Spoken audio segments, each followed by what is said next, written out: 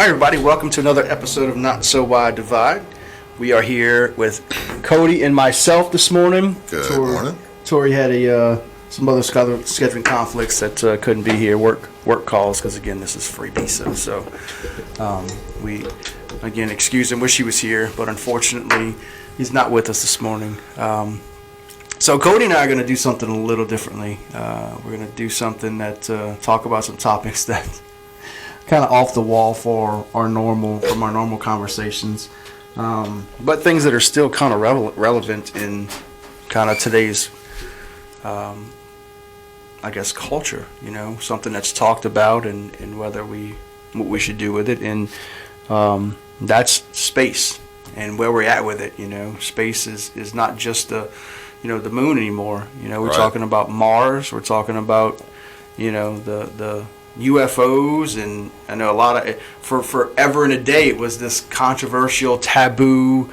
You don't talk about only the crazy people, right. Roswell, tinfoil hats. Yeah, but recently in the last 2 years, you've had 4 Pentagon releases that have said, we don't know what the hell this is. A lot of retired higher-ups coming out. And like real higher-ups. Yeah. Like real higher-ups, And it's something that... But you know how the meme goes. Only in 2020 can they confirm UFOs, and it gets passed over, bro. Nobody talks about it. It hit some news. It hit a couple... I mean, on Reddit and on your, I guess, not off the wall, but off the cuff, kind of your right. People that are looking specifically. Yeah, people that are looking at the different topics. It was there, and you can read a lot of the articles and the videos, and some of these Navy pilots, Air Force pilots were interviewed, and I don't know if you had a chance, if you listened to any of those. I watched a History Channel series. I don't remember what it's called, but it was one of those higher up guys that did it for the Pentagon. There's a lot of stuff you can't talk about because I guess gag orders or whatever, like you can't legally speak on it.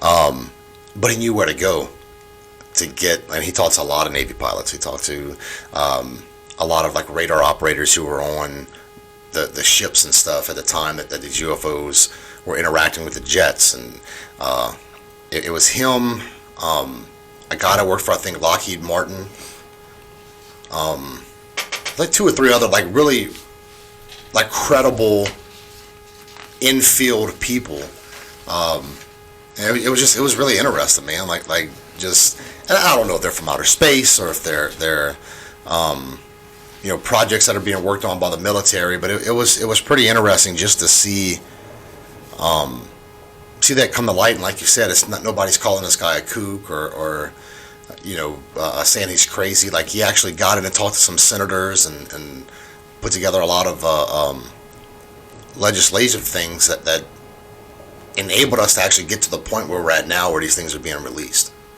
So what's your take?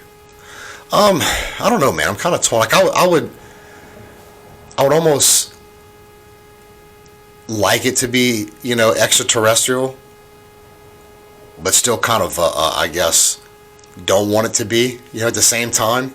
Because it brings into a lot of, like, religious questions and those kind of things that I don't think I want to face, man. But I think realistically it's probably military grade testing that's going on.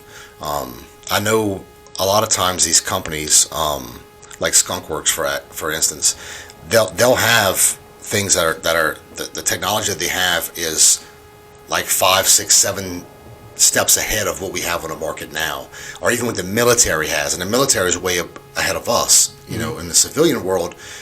But these people are developing things for the next generation, and they don't always clue in.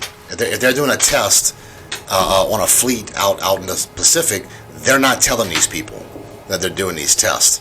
So I mean, I really think that's what it is. What a lot of these things are. I think just nowadays we have higher capabilities of tracking things, and the military's technology is higher, that they're actually picking these items up, and I think that's all it is they're testing it. So do you know the Joe Rogan had one of the the pilot's on. That one of the first ones that recorded. You mean our rival podcaster? Yeah. The one that we're like right there with. Yeah. Maybe one day after he retires for 30 years ago. But, Right. they named it. It was like the blip UFO. I'm trying to Google it to see if Was I it can. the Tic Tac one? That's it. The Tic Tac one. Yeah. Have you seen that? And Yeah, I have. heard his. Yes, like and you could Google the History Channel series that they had. That was one of the first ones they covered. Like they actually talked to two of the pilots that were flying against these Tic Tac. I keep wanting to say TikTok.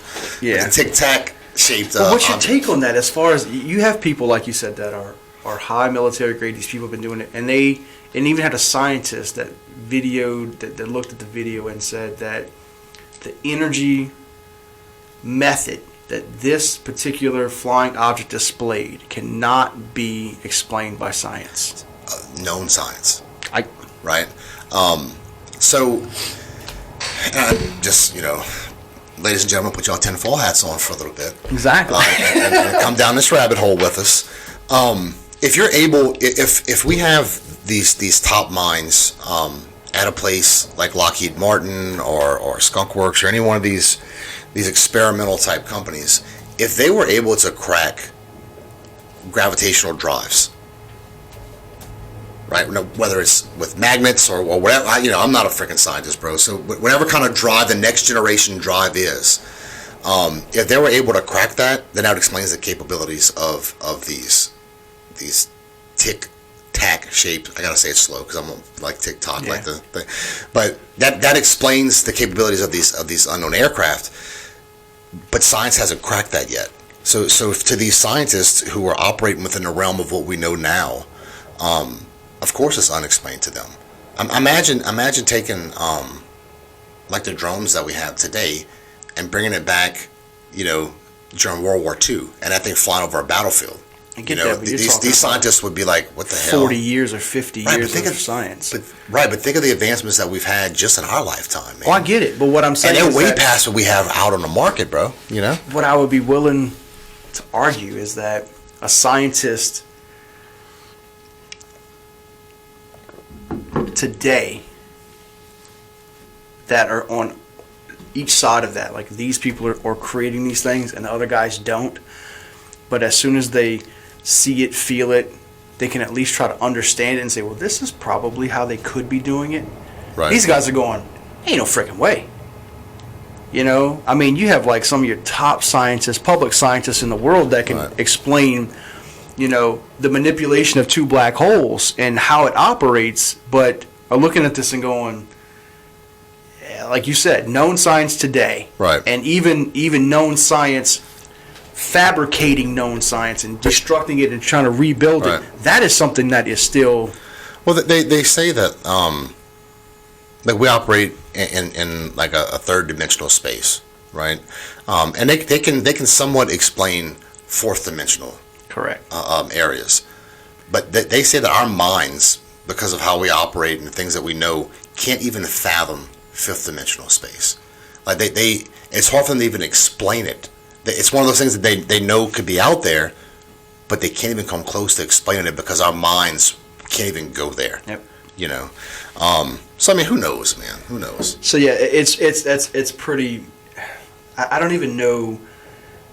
Again, because I'm not smart enough to even begin to explain. I think our brains together aren't even. But I look at these, these explanations, and I'm just floored. I'm like, how can the people that sit here and say that, it's not possible to have anything outside of this universe. See, this planet. I think statistically, it's impossible for it not to be. That's my whole stance. With the ever expanding universe and the infinite amount of planets out there, I think it's naive to think that we're the only living species in the entire universe. There's got to be something else out there. Now they may not look like us, the sky's the limit on what these extraterrestrials could look like, but it'd be weird if they did look like us. Like that'd be right. That would right. That would be very, very weird. But I mean, who knows, man? You know. So where if you it at? is aliens that like them to come down and say hello, bro, they can come to South Louisiana. We're pretty friendly. But you know, if they're anything, If we don't try to eat them. but if they're anything like the human species, of course, Right. you know, if you look at it in, you know, there's two ways of looking at the whole extraterrestrial thing. Either they used to be us and they've evolved and they've left other Right. planets, right? Like that's one argument.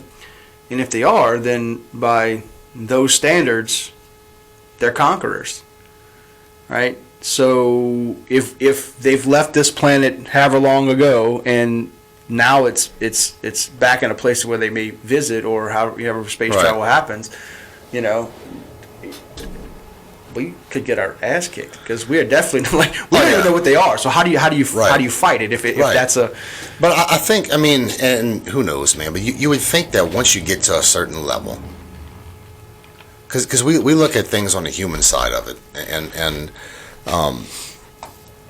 if we had those type of capabilities and we were going to other planets, and who knows, man, we might be we're a conquering species, but you would think that at some point you would get beyond that, you know, where you would just kind of be exploring. Now you would want to probe and make sure that these people aren't a danger to you if you're going down there to try to make contact.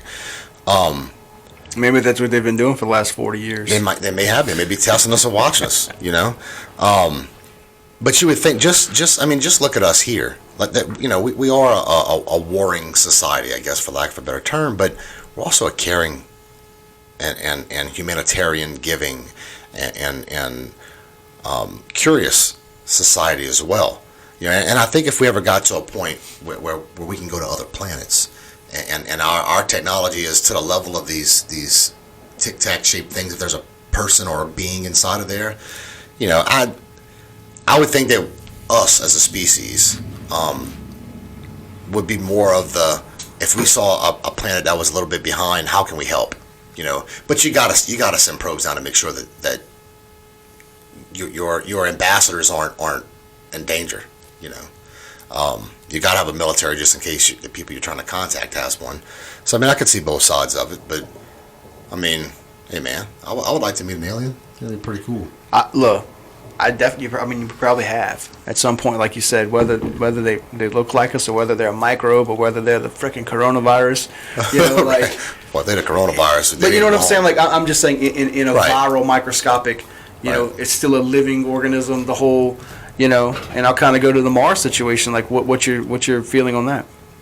As far as Just where we're at now, like as far that It's a waste of time. they are considering, you know, colonizing it and explore. Because again, we're exploring. So right, but I think I'd feel better if they practiced on the moon. You know, where they can actually get these people back. Like, because if you can colonize the moon, you can colonize Mars, right? But I don't think there's a big need for that right now. well, the moon doesn't have any gravity. No, I get that, but what I'm saying is, take the gravity side out of it, because we have things that are enabled to even. It has some gravity. It's like half the gravity of the Earth, or Moon? a fourth of it. Yeah, Yeah, but I mean, we know that there's so over time there's no way you can live on the moon because the such little gravity that it deteriorates your DNA. right. But that's why like astronauts that spend like a year or so in a space station, they'd use resistance bands and stuff like that to work out, because your muscles will start to deteriorate because you're not using Well, the them. DNA physically changes. Right. But, and I'm not talking about colonizing the moon for like living there for 30 years. I'm more talking about if you could do a smaller, even if they got to rotate out every month, 2 months, whatever. If you can prove that you can sustain, like living there, if you wanted to, take the gravity side out of it, that you can sustain life on the moon, then maybe start thinking about Mars. But we send some astronauts to Mars, that's a one-way trip. But they're absolutely. not coming back. Whether they make it there or not. You know, I think I don't mind a private business, you know, working with the government, using some of their funds to do that. I just think that with what we have going on here, some of that money might be better spent here versus trying to colonize a planet that we really don't have a need to colonize in the first place, other than our explorer tendencies, you know. So where are you at on NASA and just in? There's a need for a space program. right? And not just GPS satellites and cell phone usage and those type of things that we use every day. If Russia or China is the only country in space, then there's nothing to stop them from developing weapons that can be used from space, right? I think it's naive to think that, because there's that like space peace treaty or whatever that we have, but I mean it's only worth it's worth the paper it's written on. Right. And if China, Russia, XYZ country who's not very friendly with us is the only country that has space exploration and we don't have the capability to get in there, it's too tempting not to put weapons, and those are almost unstoppable weapons. I mean, you drop I think they said like a tungsten rod the size of a telephone pole, it'll have the impact of like several nuclear weapons, minus the radiation. So you have to have a presence there, so I understand that. I just don't think we should be trying to colonize Mars when, we got homeless people and stuff here in the United States. It's just my view on it. Yeah, I mean, I agree with you on the no, that's you and me. The fact that we need to be there, we need to have some presence. I'm 100% okay with Elon Musk and Bezos and them spending their billions and billions and doing whatever the hell they want with it, even if they do it through NASA, like a lot of these projects have been.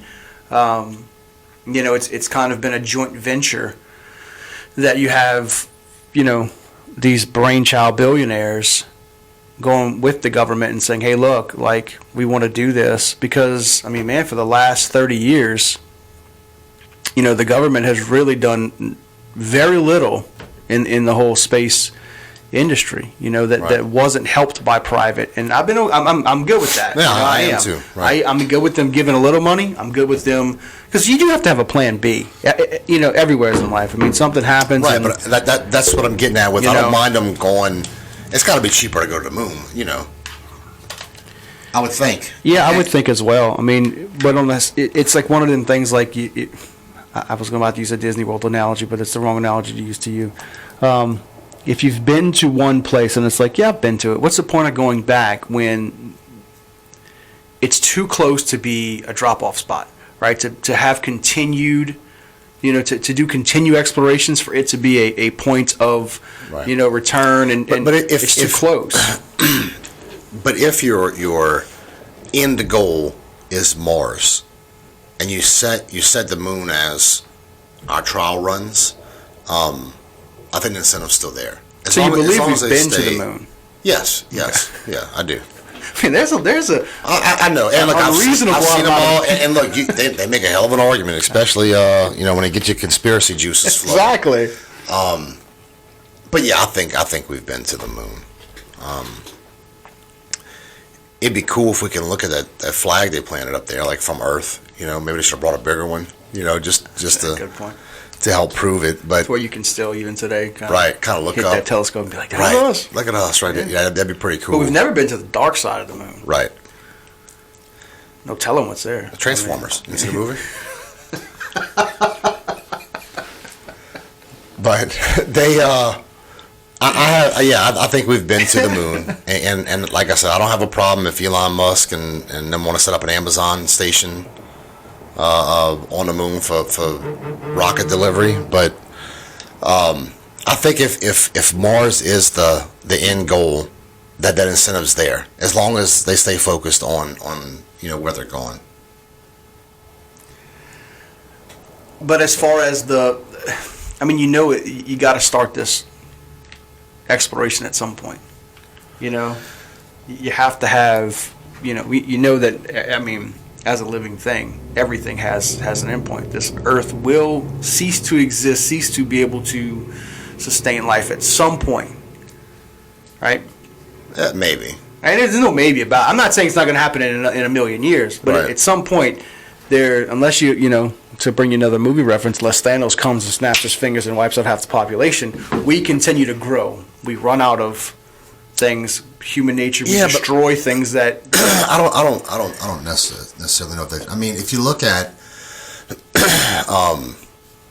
the patterns of birth rates, we don't birth as many babies as we used to as a society. Not the United States, Right? But India and China and Japan. But it's the same. But those countries are still losing people too. Like it's not the same. that they're birthing them though. But we're also not even close to having a shortage of space. Like, look at the amount of people just in New York City. I get that. You know, and look at the people not in Montana, right, or Canada, right. Like there's a lot of space. But a lot of places are uninhabitable, if you will, right? Like you can't go put a city in the Arctic, you know. Exactly. Right. Unless global warming is a thing, then hey, so, bright side. Well, I mean, global warming again. I mean, it's that's just another topic. I don't want to get down that rabbit hole. But I mean, you look at it, I mean, there's no doubt we live in Louisiana. You say they run out of space. We're running out of space for two reasons. Number one, because we lose land Erosion, every day. right, yeah. You know, and it's not just in Louisiana. I mean, if you look at Google just put out, last couple of weeks ago, have you seen that? Mm-mm. So Google put out, of course, Google has all these, Google Maps, Google Images, all these satellites out there. And it took like 5 billion human hours, some crazy shit like that. And they put together a composite of the Earth in the last 25 years, I think it was, since they've had these satellites up there. Yeah. It's amazing. It is the craziest image. You see land loss, you see overproduction, you see deforestation. Right. Like, because they just kind of globe and they show the time lapse of certain areas, like Dubai. Dubai 30 years ago to Dubai today. Oh, it's probably incredible. Right. I mean, it was like the Sahara Desert. It was just a blanket of sand. Right. And now I don't know if it's for better or worse, right? But they've developed it, but there's lakes and shit where lakes never were. Yep. They physically made so many things. And it's like, I mean, that's, it's not something that just, every action has a reaction, So it's like, I think in that situation, it's still a lot of desert, bro. Like, I mean. Yeah, but I mean, there's a reason that each climate and each zone is what it is. It serves I don't think its Dubai's purpose. changing the desert climate. I mean, you put enough Dubai's, maybe, but I mean, I don't know. I can see the argument with changing like the rainforest and those kind of things, but a desert. I mean, it's less sand. I mean, it's not just sand though. When you talk to climatologists about deserts are just as important as rainforests. I mean, it does. Maybe. I mean, it creates humidities. It creates dry air that pushes over rainforest. That creates new densities. That makes it rain in those rainfall. I mean, our climate is a global climate. It's not a. I mean, I get that, but there's a reason that we have Sahara sandstorms in South Louisiana. You know, I understand that. I think one Dubai ain't killing the desert. I'm not saying not as big of an impact as if they built a Dubai in the middle of the rainforest. Well, that's what's happening to the rainforest that they are. Well, but I mean that's a whole different. Correct. Yeah. But get back on the Mars and space travel. I'm 100% okay with the direction it's going at this point. I think we're spending a lot of money, taxpayers' money on it, but I don't think it's anything outside of what's been happening or what's been budgeted for in the 70s and 80s and stuff like when we were going to them. It is more money wise. I just talking about percentage of GDP. Well, I think the most important thing, which they should build on Mars first, is a wall. Like we build a wall around. See, for you, I would think it's either going to be a wall or a Buc-ee's. Both. A wall and Buc-ee's. Stupid. See, I got to work with over here. Good God. We shouldn't both drink coffee at the same time. Probably not. But it's good. Yeah, it is. But I think it's interesting, especially when they're talking about the private flights. I mean, if you had a spare $100,000, like if $100,000 wasn't, because I mean, you spend $3 on a coffee, right? You spend. I made that in my house. You spend still water, coffee grounds, coffee filters. Yeah, you still spend free. Right. You still spend money on something. Yeah, we spend more on coffee than we do on gas. You spend thousands of dollars to go to Disney, right? Yeah. And if they said, if that same thousands of dollars equated for you as $100,000, and they said you can go to space, would you go? I don't know. We talking 90% safe rate? I mean, what are we? I mean, because again, safer than airplanes now. it'd be as safe as an airplane. Probably. I would probably go, like, if my kids were like, just to have that experience with my children and making those once in a lifetime memory up, I would probably go. I'd probably go. Take the fam to. Take the fam to the moon. Yeah, I don't think I'd stay a week. But get up there, take a selfie, come on back down. I don't know if I'd pay $100,000, but if, like you said, if it was just the same. right, if I was filthy rich and $100,000 like. Like you're going to me now. It'd be like going on vacation. Like the same thing. Like going to Biloxi or something. Yeah. Right? Yeah. Of course. Why wouldn't I? Especially if they had a Buc-ee's up there. Yeah, and a wall. Put a wall right through the space jet. So where are you at with the Elon's Musk? I don't know if you know Elon's position on the whole alien thing. Mm-mm. He's not the biggest believer in extraterrestrials. Right. He's like, I'm not saying they don't exist, but if they did, I believe we'd have found them by now.